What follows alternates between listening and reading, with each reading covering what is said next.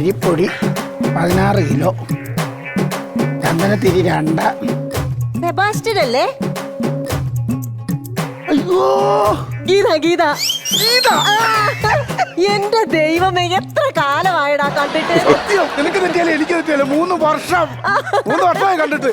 ഇനി നീലടി ഇവിടെ എന്നെ എവിടെയാ കെട്ടിച്ചേ? ഇവിടെയോ? ഇവിടെ ഈ സൂപ്പർ മാർക്കറ്റിനകത്തോ?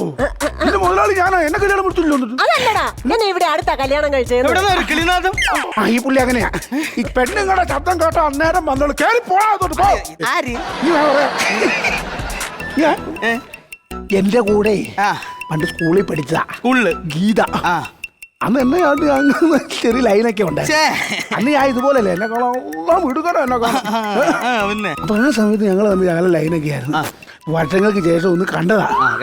അപ്പോഴേ ഞാൻ ഗീത ഞാൻ പറഞ്ഞു കൊടുക്കുമായിരുന്നു, നമ്മളൊത്തിരി ആയി കണ്ടിട്ട്. ഇവിടെ ഏറ്റവും വലിയ ഭയങ്കര ഒരു ആഗ്രഹം എന്ന് പറയുന്നത് എന്നായിരുന്നു അറിയോ? അമിതാഭ് ബച്ചനെ പോലെ പൊക്കമുള്ള ഒരാളെ കല്യാണം കഴിക്കണമെന്നുള്ളത്. അങ്ങനത്തെ ഒരാളെ വേണ്ടി കെട്ടിയത് നീ? അത്രയും പൊക്കയില്ല, പക്ഷെ കിളി പോലത്തെ മനസ്സുള്ള ഒരാളെ തന്നെ കെട്ടിയ. അതുകൊണ്ട് സന്തോഷം. എത്ര മക്കളുണ്ട് ഇപ്പം?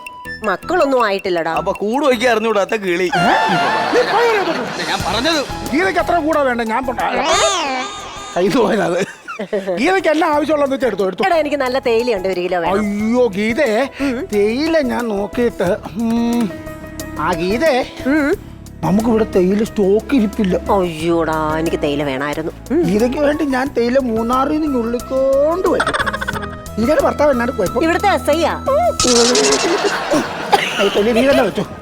എന്ന് കയറി എന്നാന്ന് വെച്ചാൽ എടുത്തോണ്ട് പോ. പൈസയും വേണ്ട, എനിക്കൊരു മാങ്ങാത്തുലിയും വേണ്ട.